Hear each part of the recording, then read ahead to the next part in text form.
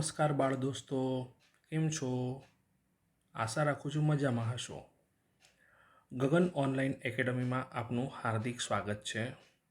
મિત્રો, આપની સમક્ષ હું હવે બોર્ડની પરીક્ષા એકદમ નજીક આવી ગઈ છે, તો ફટાફટ તમારા માટે એક સિરીઝ લઈને આવેલો છું, મિશન 24 આઉટ ઓફ 24, એટલે 24માંથી 24. આમાં હું તમારી માટે સ્ટાન્ડર્ડનું હોય કે બેઝિકનું હોય, કોઈ પણ માટે આ અગત્યના પ્રશ્નો છે. બરાબર છે? તમે આટલું કરશો તો તમને ઘણા બધા પ્રશ્નો આમાંથી મળી શકે એમ છે, અને આવા પ્રશ્નો પૂછાવાની શક્યતાઓ ઘણી છે. આ વેરી મોસ્ટ આઈએમપી પ્રશ્નો છે. તો મેં એવા કેટલાક પ્રશ્નો અહીંયા લીધેલા છે, અને એવા કેટલાક પ્રશ્નો જે છે મેં ટોટલ મારી ગણતરી છે કમસે કમ દરેક ચેપ્ટર પ્રમાણે હું તમને 20 પ્રશ્નો કરાવું મિત્રો. બરાબર છે? તો આપણે અહીં સ્ટાર્ટ કરવા જઈ રહ્યા છે આજે ચેપ્ટર નંબર 1. ચેપ્ટર નંબર 1ની અંદર આપણે ભણવા જઈ રહ્યા છે આ બધા પ્રશ્નો. તો પહેલો પ્રશ્ન છે કે વિધાન ખરું છે કે ખોટું તે જણાવો. પાય એ સમમેય સંખ્યા છે કે અસમય સંખ્યા? પ્રકરણ 1ની ચર્ચા કરી રહ્યા છીએ આપણે મિત્રો. તો પાય એ અસમય સંખ્યા છે, તો વિધાન શું છે? સાચું છે. પાય, તમને ખ્યાલ હોવો જોઈએ, પાય એ કેવો મૂળાક્ષર છે? ગ્રીક મૂળાક્ષર છે. કયો મૂળાક્ષર છે? ગ્રીક મૂળાક્ષર છે. ત્યારબાદ આપણો બીજો પ્રશ્ન છે, એમાં 3 ટપકા એ દર્શાવેલા છે, ખાસ ધ્યાન રાખજો, અહીંયા દર્શાવના રહી ગયેલા. તો આ જે રકમ છે એ એવું દર્શાવે છે કે અસમય સંખ્યા છે. જો નિયમ પ્રમાણે પોઈન્ટ પછી આંકડા આવે છે તો સમય સંખ્યા પણ હોઈ શકે અને અસમય સંખ્યા પણ હોઈ શકે. પણ તમે જુઓ, હું કોઈ પણ બે આંકડા લઉં તો જો અહીંયા 14 છે, પછી 11 આવે છે, પછી 41 આવે છે, એટલે કોઈ ચોક્કસ પેટર્ન પ્રમાણે રિપીટ થતું નથી. અને કોઈ ચોક્કસ પેટર્ન પ્રમાણે રિપીટ ન થાય તો એનો મતલબ એવો છે કે આ અસમય સંખ્યા છે, માટે વિધાન શું છે? ખરું છે. ત્યારબાદનો આપણો ત્રીજો પ્રશ્ન છે, એની ચર્ચા કરીએ મિત્રો. ત્રીજા પ્રશ્નની અંદર આપણને એવું કીધું છે કે p+2 અને p+4 એ અવિભાજ્ય સંખ્યા હોય તો p શું હોઈ શકે? હવે આપણા જોડે 4 ઓપ્શન છે, જવાબ 3 છે, પરંતુ જો આપણને પરીક્ષામાં તો ખબર ના હોય તો વિચાર કરો, અહીંયા 50 છે તો પીની જગ્યાએ હું 50 મૂકું તો 50 તો તમે જાણો છો 50 પોતે જ શું છે? અવિભાજ્ય થોડી છે, એટલે 50 ના આવી શકે. 3 તો ચેક કરીએ, 3 મૂકવું હોય પીની જગ્યાએ તો 3 ને 2 કેટલા થશે? 5 થશે, અને 3 ને 4 7 થશે. એટલે એક્ઝેક્ટલી જોવા જઈએ તો પહેલામાં 3, બીજામાં 5 અને ત્રીજામાં 7. તો યસ, આ 3 અવિભાજ્ય સંખ્યા છે. બાળ મિત્રો, તમને ખબર હશે અવિભાજ્ય સંખ્યા કોને કહેવાય? તમને ખ્યાલ છે? આ ખાસ ધ્યાન રાખજો. આ તમને ચેપ્ટર નંબર, આપણું જે સંભાવનાનું ચેપ્ટર છે 15, એમાં પણ ઉપયોગી છે કે પાસા ઉપર અવિભાજ્ય સંખ્યા મળે એવા પરિણામોની સંખ્યાની વાત આવે ત્યારે તો આપણને અવિભાજ્ય સંખ્યામાં ઘણીવાર પ્રોબ્લેમ થતો અને આપણે એક અવિભાજ્ય સંખ્યા લખીને આવી જાય. એક અવિભાજ્ય સંખ્યા નથી. ખાસ ધ્યાન રાખો, 2થી સ્ટાર્ટ થાય અવિભાજ્ય સંખ્યા. સૌથી નાનામાં નાની અવિભાજ્ય સંખ્યા કઈ છે? 2 છે. પછી 3, 5, 7, 11, આ બધી અવિભાજ્ય સંખ્યા. અવિભાજ્ય સંખ્યાની ખાસિયત શું છે? એના 2 જ અવયવ હોય, સંખ્યા પોતે અને 1 એ એના અવયવ હોય. તો સ્વાભાવિક છે, 1 એનો અવયવ થયો એટલે 1 કદી પણ અવિભાજ્ય સંખ્યા હોય નહીં. તમને ખ્યાલ આવી ગયો હશે મિત્રો. આગળ વધીએ આપણા ચોથા MCQ તરફ, એટલે કે આપણો જે જવાબ છે એ શું આવશે? વિકલ્પ બી આવશે. ચોથા પ્રશ્નની વાત કરીએ તો ચોથો પ્રશ્ન જે છે ઘણો મોટો છે, પણ આપણે જો અહીંયા શું લખ્યું છે કે એક્સ અને વાય જે છે એનો ગુસા આપણને 1 મળેલો છે, એટલે આ બંને અવિભાજ્ય સંખ્યા હોઈ શકે. તો તમે સમજો કે દાખલા તરીકે હું અવિભાજ્ય સંખ્યા 3 અને 5 લઉં, બરાબર છે, અથવા તો આપણે 5 અને 3 લઈએ, કારણ કે અહીંયા શું છે? x - y અને x + y છે ને, એટલા માટે. તો 5 અને 3 આપણે શું લઈએ છીએ? સંખ્યા લઈએ છીએ, એનો આપણે ગુસા લઈએ 1. તો સ્વાભાવિક છે, વિચાર કરો કે x - y લઉં તો 5 ઓછા શું થાય? 3 થાય, એટલે મને મળે અહીંયા 2. અને એ જ પ્રમાણે x + y લઉં તો મને અહીંયા મળે 5 + 3, બરાબર છે. અહીંયા મને 5 + 3 મળશે, એટલે 8 થયા. તો આમ જોઈએ તો 2ની 3 ઘાત થાય, અને અહીંયા શું થશે? 2ની 1 ઘાત. તો જો તમે અહીંયા ગુસા વિચારવા જાઓ, તો તમને શું મળે? ગુસા વિચાર કરો તો 2 તો આવશે સરખા, અને નાનામાં નાની ઘાત 1, એટલે આપણને ગુસા શું મળશે? 2 મળશે. એટલે આપણા જે 4 ઓપ્શન છે એમાંથી એક ઓપ્શન આવો છે, 1 અથવા 2. તો પ્રશ્ન છે 2 તો આપણને મળી ગયો, તો સ્વાભાવિક છે 2 વાળો ઓપ્શન તો આ જ છે, એટલે આપણો જવાબ શું આવશે? વિકલ્પ બી આવશે. શું આવશે? વિકલ્પ બી આવશે. ત્યારબાદ આપણે આગળ વધીએ 5મા પ્રશ્ન તરફ. પાંચમો પ્રશ્ન જે છે એની વાત કરીએ તો આપણને એવું કીધું છે કે ગુસા એ બી બરો 18 છે તો લસા ખાલી જગ્યા શક્ય નથી. તો તમારે એટલું યાદ રાખવાનું મિત્રો કે જ્યારે પણ આપણને ગુસા અને લસાની વાત કરેલી છે, ગુસા અને લસાની વાત કરે તો હંમેશા યાદ રાખો કે ગુસા જે છે બરાબર છે એ લસાનો શું છે? અવયવ છે. લસાનો શું છે? અવયવ છે.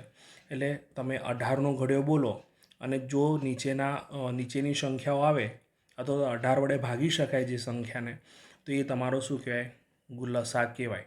પરંતુ અહીંયા પ્રશ્ન ધ્યાન રાખવાનું, પ્રશ્ન શું છે? નથી. હવે આ તમને ગૂંચવા માટે આવું પૂછે નથી. હવે આપણે સાહેબે શીખવાડો 18 પ્રમાણે ગુણાકાર પ્રમાણે આવતો હોય તો 36, તો આપણે 36 લખીને આવી જઈએ. પણ તમે સમજો અહીંયા આગળ આપણો પ્રશ્ન જે છે એ શું કહે છે? નથી. તો 36 18ના ઘડિયામાં આવે, 72 18ના ઘડિયામાં આવે, 48 18ના ઘડિયામાં આવે નહીં, 108 આવે 18ના ઘડિયામાં. એનો મતલબ એવો છે કે નથી, એનો મતલબ જવાબમાં શું આવશે? 48. તમને ખ્યાલ આવી ગયો હશે. આગળ વધીએ. છઠ્ઠો પ્રશ્ન જે છે એની ચર્ચા કરીએ. એ બરોબર BQ પ્લસ આર છે. હવે જો વિચાર કરો, એ બરોબર BQ પ્લસ આર છે અને એમાં આરની કિંમત 0 લઈએ તો એ બરોબર BQ થઈ જાય. એ બરોબર BQ થઈ જાય તો સ્વાભાવિક છે કે એને હું બી વડે ભાગું તો મને શેષ ક્યુ મળે છે. એટલે જવાબ ક્યુ મળે છે, શેષ મળતી નથી. સોરી, હું શેષ બોલ્યો. શેષ મળતી નથી. શેષ આપણને અહીંયા મળતી નથી. શેષ ન મળે, શેષ મળતી નથી એનો મતલબ જ્યારે પણ શેષ મળતી નથી એટલે શેષ શૂન્ય કહેવાય. અને શેષ શૂન્ય કહેવાય એટલે એ શું કહેવાય? એનો અવયવ કહેવાય. શું કહેવાય? અવયવ કહેવાય. શું કહેવાય? અવયવ કહેવાય. ત્યારબાદ આપણે વાત કરીએ પછીના પ્રશ્નની P1 P2. હવે અહીંયા કોઈ પણ સંખ્યા પણ આપી શકીએ. P1 P2ની જગ્યાએ A1 A2 AB આપી શકે. પણ ધ્યાન રાખો, અવિભાજ્ય પૂર્ણાંક સંખ્યા એટલે કે અવિભાજ્ય સંખ્યા છે. તો હું 3 અને 5 અવિભાજ્ય સંખ્યા લઉં છું. તો આના બંનેમાં હું આ બંનેમાં વાત કરું તો આના હવે આપણને બહુ તો શું મળે? 3 એકા 3 મળે અને આના હવે આપણને 5 એકા 5 મળે. તો બંનેમાં સરખું શું છે? માત્ર 1 મળે છે. એટલે જવાબ શું આવશે? 1. તો ગુસા 1 આવે. ચલો લસા કેટલો આવે વિચાર કરો. તો એટલું યાદ રાખવાનું કે જ્યારે પણ તમને અવિભાજ્ય સંખ્યાનો ગુસા કહે તો ગુસા 1 આવે, પણ લસા શું આવે? તે અવિભાજ્ય સંખ્યાના ગુણાકાર જેટલો આવે. તો આ અવિભાજ્ય સંખ્યા આપણા જોડે શું હતી? 3 અને 5. તો 3 પંચા શું આવે? 15. આ મેં ઉદાહરણ આપ્યું કે 3 અને 5 આપ્યું હોય તોની વાત છે. ખ્યાલ આવી રહ્યો છે કે નહીં તમને મિત્રો? આગળ વધીએ. તો આપણો જે પ્રશ્ન છે એમાં ગુસા કીધેલું છે તો ગુસા શું આવે છે? 1 આવે. પણ અહીંયા જો ગુસાની જગ્યાએ લસા પૂછ્યું હોત તો? જો આમાં 20 પ્રશ્નો છે પણ હું તમને 20 નથી કરાવતો, 20ની જગ્યાએ હું 40 કરાવી રહ્યો છું. ધ્યાન રાખજો. લસા આપણને કેટલા મળે? આપણને અહીંયા P1 અને P2. જો અહીં લસા પૂછ્યું હોત તો, પરંતુ ગુસા પૂછ્યું એટલે જવાબ શું આવશે? 1. આપણે 1 લખેલો છે. 8મો પ્રશ્ન મોસ્ટ ઇમ્પોર્ટન્ટ પ્રશ્ન છે. જુઓ, નાનામાં નાની અવિભાજ્ય સંખ્યા. હમણાં જ મેં કીધું નાનામાં નાની અવિભાજ્ય સંખ્યા કઈ છે? 2. નાનામાં નાની વિભાજ્ય સંખ્યા. તો જુઓ, સમજો, મેં તમને હમણાં જ શીખવાડું. 1 એ વિશિષ્ટ સંખ્યા છે, 2 અવિભાજ્ય સંખ્યા, 3 અવિભાજ્ય સંખ્યા, 4 વિભાજ્ય સંખ્યા છે, 5 અવિભાજ્ય, 6 વિભાજ્ય. તો આ રીતે છે. તો જેમ 2 નાનામાં નાની અવિભાજ્ય સંખ્યા, એમ 4 જે છે, સમજો 4 6 આમ આગળ જાય એ જ પ્રમાણે 2 3 5. તો આ અવિભાજ્ય સંખ્યા છે. વિભાજ્ય સંખ્યા તો સૌથી નાની અવિભાજ્ય સંખ્યા 2 છે, જ્યારે સૌથી નાની વિભાજ્ય સંખ્યા 4 છે. એટલે અહીંયા મેં 4 લખ્યા. 4 એટલે 2 ગુણ્યા 2 તો 2ની 2 ઘાત. પણ આપણને એ ગુસા પૂછ્યું તો ગુસા એટલે બંનેમાં સરખું છે 2 અને એ બંનેમાં નાની ઘાત શું છે? 2ની 1 ઘાત ને 2ની 1 ઘાત એટલે જવાબ 102. ખ્યાલ આવ્યો? બરાબર છે. અને જો આ જ પ્રશ્નમાં લસા પૂછ્યું હોત તો મિત્રો, જો 2 વિકલ્પો આપણે સોલ્વ થયા, ખબર પડી. લસા પૂછ્યો તો 2ની મોટામાં મોટી ઘાત આવત ને 2ની 2 ઘાત 100 હોય 4. તો એનો મતલબ એવો થયો કે ગુસા પૂછ્યું હોય તો 2 આવે અને લસા પૂછ્યું હોત તો શું આવત મિત્રો? 4 આવત. બરાબર છે. બે સંખ્યાઓનો ગુસા 8 અને તેમનો ગુણાકાર 384 છે તો તેમનો લસા શોધો. મિત્રો ધ્યાન રાખો, આપણે યાદ હશે તો સૂત્ર યાદ છે તમને?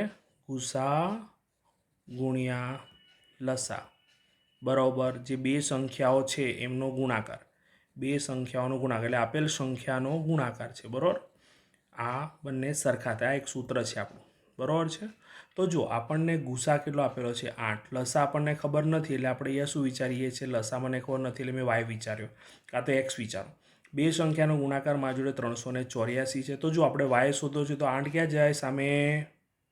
Yes, very good. 8 ક્યાં જશે? ભાગાકારમાં. એટલે 384 ભાગ્યા 8 થશે.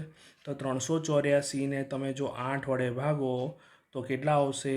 8 ચોક 32, તો શેષ વધી ગયા 6, 4 ઉતાર્યા નીચે, ઈઠ્યું ઈઠ્યું 64. તો આપણો જવાબ કેટલો આવ્યો? 48 આપણો જવાબ છે. તો જુઓ અહીંયા લસા કેટલો આવશે? 48. જો સમજો મિત્રો, આ હું તમને એક પ્રકારની રીત આપી રહ્યો છું. બાકી દાખલા તમારે અહીંયા સંખ્યા બદલીને કોઈ પણ પૂછી શકે. હવે વિચાર કરો, ગુસાની જગ્યાએ લસા પૂછ્યો, લસા આપ્યો છે, સોરી લસા આપેલો છે અને ગુણાકાર આપણી જોડે છે, તો આપણને અહીંયા શોધવાનું શું કે? ગુસા. એટલે મેથડ આ જ, તમારે સૂત્ર આ યાદ રાખવાનું, આ સૂત્ર યાદ રહે એટલે તમને પરફેક્ટ દાખલો આવડી જાય. બરાબર છે? જેમ આપણા જોડે P1 P2 વાળો દાખલો હોય એ જ પ્રમાણે PQR 3 અવિભાજ્ય સંખ્યા, તો 3 અવિભાજ્ય સંખ્યા અવિભાજ્ય પૂર્ણાંકી કે અવિભાજ્ય સંખ્યા કે એનો લસા શું આવે? તો ખાસ યાદ રાખજો આ સૂત્ર. 3 સંખ્યાનો લસા એટલે 3 સંખ્યાનો ગુણાકાર છેદમાં 3 સંખ્યાનો ગુસા. તો ગુસા તમને ખબર છે કે 3 અવિભાજ્ય સંખ્યા, તો ગુસા તો હંમેશા એક જ આવે. તો 3 સંખ્યાનો ગુણાકાર PQR, તેનો મતલબ લસા પણ શું આવશે? PQR. તમને ખ્યાલ આવી ગયો છે? આના માટે તમારે આ સૂત્ર યાદ રાખવું પડશે. ખાસ મિત્રો આ સૂત્ર યાદ રાખજો. આગળ વધીએ. આપણા જોડે અહીં એવું કીધેલું છે કે A બરોબર PQની 2 ઘાત છે અને B બરોબર Pની 3 ઘાત અને Q છે. બરાબર મિત્રો? અને P અને Q અવિભાજ્ય સંખ્યા છે. હવે આપણે ગુસા શોધો છે. તો ગુસા માટે આપણે જાણીએ છીએ, ગુસા AB કીધેલું છે આપણને. તો ગુસાની વાત કરીએ તો ગુસામાં આપણે હંમેશા નાની ઘાત લઈએ. તો P અને Q સરખું લઈશું, પહેલાં સરખું લઈશું અને પછી નાની ઘાત લઈશું. તો Pની નાની ઘાત કઈ છે? તો અહીંયા Pની નાની ઘાત જુઓ, Pની નાની ઘાત એકલી Pની 1 ઘાત છે અને Qની નાની ઘાતમાં Qની 2 ઘાત ને Qની 1 ઘાત, એટલે માત્ર શું છે? Q છે મિત્રો. તો અહીંયા શું થશે? માત્ર PQ આવશે. એટલે જવાબ આપણો આવ્યો P અને Q. પણ લસા વિચારીએ તો લસા એટલે બધા જ પ્રકારની વેરાયટી, બધા જ પ્રકારના અવયવ જે હોય બધા લખીશું. એટલે P લખ્યા અને Q લખ્યા. પરંતુ આપણે મહત્તમ ઘાત, તો જો મહત્તમ ઘાત શું છે? અહીંયા મહત્તમ ઘાતની વાત કરીએ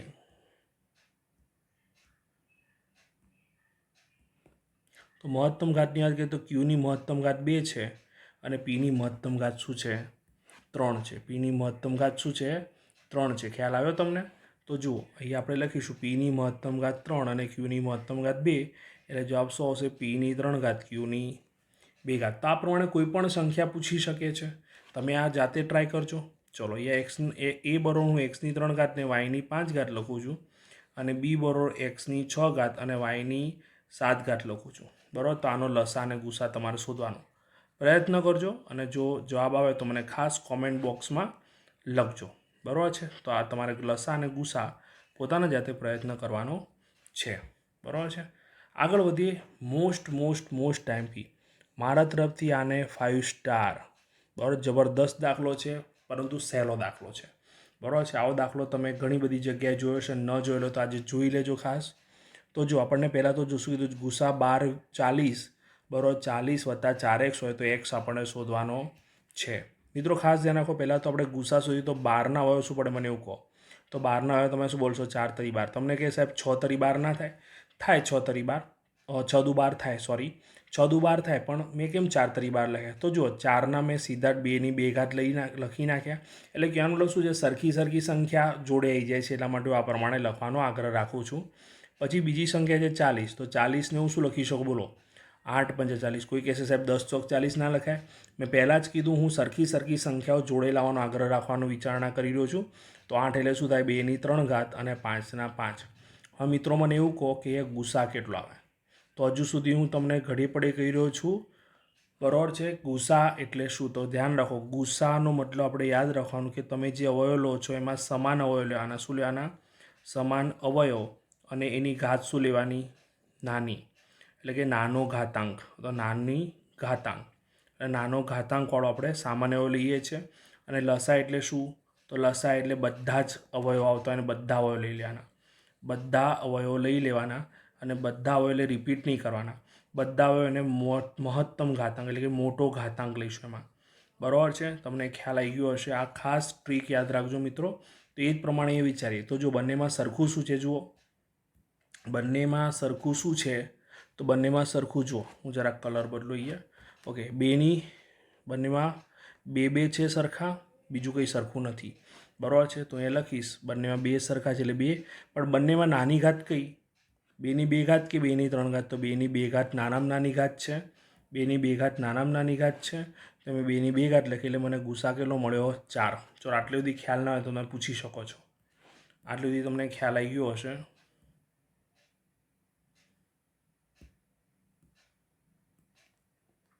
અને હું જરાક સાઈડમાં મૂકી દઉં એટલે તમારી ગણતરી તમને સરળતાથી કરી શકાય ગણતરી. ચલો હવે આગળ વધીએ. થોડોક અહીંયા રંગ ચેન્જ કરીને સરસ રીતે લખીએ. તો જો આપણને અહીંયા રકમ આપેલું છે ગુસા 1240 બરોબર 40 વત્તા 4x. હવે તમે અહીંયા ધ્યાન રાખો ખાસ, ગુસા આપણને કેટલો મળ્યો 4 મળ્યો. કેટલો મળ્યો 4. હવે વિચાર કરો, અહીંયા વધેલું આ તો સામે જે છે એને જ આવશે એટલે લખીશ 40 વત્તા 4x. હવે મને એવું કહો કે 40 સામે જાય તો શું થાય? યસ, માઇનસ થશે. શું થશે? માઇનસ. બરાબર 4x. હવે વ્યવસ્થિત લખીએ તો 4x મેં અહીંયા લખ્યા. 40માંથી 4 જાય, 4માંથી 40 મને બાદ કરતા નથી આવડતા, પણ 40માંથી 4 થાય, 4માંથી 40 નહીં પણ 40માંથી 4 થાય એટલે કેટલા આવશે? 36. પણ મોટા નિશાની માઇનસ છે માટે અહીંયા એક્સ બરાબર શું થશે? -36 છેદમાં આ જે 4 છે સામે ભાગાકારમાં આવી જશે.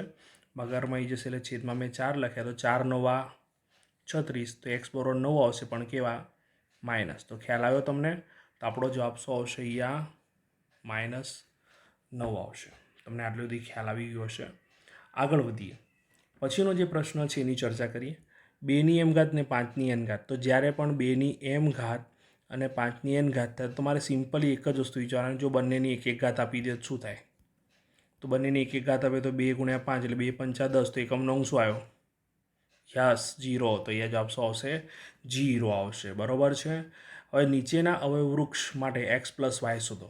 હવે જો તમે અહીંયા ધ્યાન રાખો કે 2 અને 14નો ગુણાકાર કરે એટલે આપણને x મળે, એટલે 2 × 14 કરે એટલે 28, એટલે આપણને x શું મળ્યા? 28 મળ્યા. બરાબર છે. એ જ પણ હવે જુઓ, અહીંયા y અને 7નો ગુણાકાર કરીએ તો 14 મળે, y અને 7નો ગુણાકાર કરીએ તો શું મળે? 14 મળે. પણ આપણે તો y શોધવાના છે, તો 7 ક્યાં જશે? સામે ભાગાકારમાં, એટલે 14/7 એટલે 7 દુ શું થશે? 14 થશે. માટે y બરાબર શું મળે આપણને મિત્રો? 2 મળે. તો આપણને y મળી ગયા 2. તો એનો મતલબ 28માં 2 ઉમેર તો કેટલા થશે? 30. તો મિત્રો આ રીતે કોઈ પણ પ્રકારે દાખલો પૂછી શકે છે, તમને ખ્યાલ હોવો જોઈએ. બરાબર છે. હવે આ જે દાખલો છે એનામાં આવું પણ પૂછી શકે, કદાચ બદલેલું હોય તો એક્સની y ઘાત શોધો. એક્સની y ઘાત એટલે 28ની 2 ઘાત શોધો. તો 28ની 2 ઘાત શું થાય? બોલો બોલો. 784. બરાબર છે. એ જ પણ એવું પૂછે x - y શોધો. તો 28 - 2 એટલે કેટલા થાય? 24. Very good. ચલો એવું પૂછે x / y શોધો. તો x / y શું થાય? યસ, 28/2 એટલે કેટલા થશે? 14. એટલે આવું કોઈ પણ રીતે પૂછી શકે છે મિત્રો. આ પ્રશ્ન કોઈ પણ રીતે પૂછી શકે. બરાબર છે. ઓકે. એવું પણ પૂછે xy શોધો. તો xy શું થશે? 28 × 2, તો 28 દુ કેટલા થાય? 56. તો તમે જોયું એક જ પ્રશ્નની અંદર મેં તમને 5 પ્રકારના જવાબો શીખવાડ્યા. 5 પ્રકારના પ્રશ્નો પૂછી શકે. બરાબર મિત્રો. હવે આગળ વધીએ. 2 સંખ્યાનો લસા તેમના ગુણાકાર જેટલો છે. તો જુઓ, લસા જે છે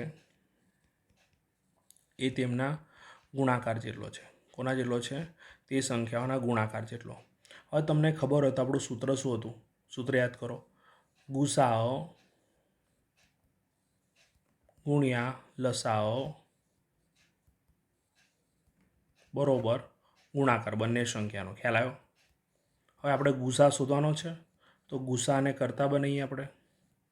તો લસા સામે ક્યાં જતા રહે? ભાગાકારમાં. તો ગુણાકાર છેદમાં લસા. હવે મને એવું કહો કે લસાની જગ્યાએ શું લખાય પરિણામે એક પ્રમાણે? યસ, લસાની જગ્યાએ શું લખી શકાય? ગુણાકાર લખી શકાય. તો ગુણાકાર છેદમાં ગુણાકાર. બોલો બોલો, શું જવાબ આવે? યસ, ગુણાકાર ગુણાકાર ઉડી જાય તો ગુણાકાર એકા ગુણાકાર. તો જવાબ કેટલો આવે અહીંયા? યસ, 1 આવે. શું આવે? 1 આવે મિત્રો. Very good, very good. તમે તો કેટલા હોશિયાર છો અને વધારે માર્ક લાવવા માટેનો જ આપણે પ્રયત્ન કરવાનો છે મિત્રો. યસ, આગળ વધીએ. તો જુઓ, √9 + 2 એવું કહે છે કઈ સંખ્યા છે. એટલે કઈ સંખ્યા છે એટલે એના સંદર્ભમાં આપણે એ પ્રશ્નમાં કૌંસમાં આપેલું હશે સમમેય સંખ્યા, અસમમેય સંખ્યા, પ્રાકૃતિક સંખ્યા, પૂર્ણ સંખ્યા, એવી રીતે કોઈ પણ ઓપ્શન આપેલો હોય તો જનરલી પ્રાકૃતિક સંખ્યા હશે તો સમય સંખ્યા નહીં આપે, સમય સંખ્યા તો પ્રાકૃતિક સંખ્યા ના આપે, કેમ કે બંને ઓપ્શન સરખા થઈ જશે પછી. તો વર્ગમૂળ 9, 9નું વર્ગમૂળ શું આવે 3 + 2, તો 3 + 2 5 મળે. તો 5 એ કેવી સંખ્યા છે મિત્રો? યસ, 5 એ સમય સંખ્યા છે, પ્રાકૃતિક સંખ્યા છે, પૂર્ણ સંખ્યા પણ છે, બરાબર છે, વાસ્તવિક સંખ્યા પણ છે. કેવી સંખ્યા છે? વાસ્તવિક સંખ્યા પણ છે. પણ આપણો પ્રશ્ન જે છે એ પ્રમાણે શું થાય? સમય સંખ્યા થાય, કારણ કે અહીંયા તમને ખાલી જગ્યામાં વિકલ્પો આપેલા જ હશે, બરાબર છે. આગળ વધીએ. પછીનો પ્રશ્ન 17મો, 289 વર્ગમૂળમાં વત્તા 1. આપણે જો અત્યાર સુધી આપણે જનરલી તમને કહે ને એટલે તમે શું વર્ગમૂળ એટલે એવું જ કીધું કે અસમય સંખ્યા, પણ તમને આના માટે વર્ગ આવડવા જોઈએ. શું આવડવો જોઈએ? વર્ગ. 1થી લઈને 30 સુધીના વર્ગ ખાસ મોઢે કરી નાખજો, બરાબર છે. જો તમને 1થી 30 સુધીના વર્ગો જો પરફેક્ટ આવડી ગયા તો તમે ઘણી બધી વસ્તુ શીખી શકશો, બરાબર છે. આ જો તમને વર્ગ આવડે તો પાયથાગોરસ પ્રમેય પણ આવડી શકે. જો તમને વર્ગ આવે તો તમને ક્ષેત્રફળ પૃષ્ઠફળના દાખલા પણ આવડી શકે. એ જ પ્રમાણે તમને ઘન આવડે, 1નો ઘન, 2નો ઘન, એ રીતે તમને અમુકના ઘન આવડે, પણ તમે કમસે કમ 12 સુધીના ઘન મોઢે કહી નાખો તો તમને ઘનફળના દાખલા પણ ખૂબ જ સરસ રીતે આવડી શકે મિત્રો, બરાબર છે. તો અહીંયા આપણે વાત કરીએ તો 289નું વર્ગમૂળ, તો 289 કોનો વર્ગ છે? 17નો છે વર્ગ, એટલે 289નું વર્ગમૂળ 17 થાય. 17 + 1 કેટલા થશે મિત્રો? 18 થશે મિત્રો. ખ્યાલ આવી રહ્યો છે કે નહીં? યસ. તો આપણો જવાબ 18 આવે. તો 18 એ પૂર્ણાંક સંખ્યા છે. જો ખાસ ધ્યાન રાખો, તમને એવું થશે કે સાહેબ ઉપર 5 સમય સંખ્યા, નીચે 18, તો અહીંયા તમે જોઈ શકો છો ઉપર કોઈ પ્રશ્ન જે છે એમાં વિકલ્પ આપેલો છે. જુઓ તો અહીંયા યસ, અહીંયા કોઈ વિકલ્પ આપ્યો નથી, તો અહીંયા હું વિકલ્પ લખી નાખું છું. જુઓ અહીંયા આપણે વિકલ્પ લખી નાખીએ, સમય છે કે અસમય. હું અહીંયા આવું લખું છું, સમય કે અસમય છે. તો તમે આના ઉપરથી બોલ્યા કે સમય છે. ચલો આનામાં હું બોલું છું કે પૂર્ણાંક છે કે અપૂર્ણાંક, કે પછી અસમય. તો અહીંયા તમે જવાબ લખ્યો પૂર્ણાંક, બરાબર મિત્રો. ખ્યાલ આવ્યો કે નહીં તમને? આગળ વધીએ. તો આ પ્રમાણે આપણે પ્રશ્ન નંબર 18ની ચર્ચા કરીએ. હવે તો જો 18 જે છે એની ચર્ચા કરીએ તો આમાં આપણને એટલું જ પૂછ્યું, દશાંશ વિસ્તરણ કરવામાં આવે તો કેટલા અંકો પછી શાંત થાય? કેટલા અંકો પછી, એટલે દશાંશ ચિહ્ન પછીની વાત ચાલે, કેટલા અંકો પછી શાંત થાય. તો જો અહીંયા ધ્યાન રાખજો, છેદમાં 6250 છે. હું એકચ્યુઅલી જોવા જાઉં ને તો 625 × 10 લખી નાખું.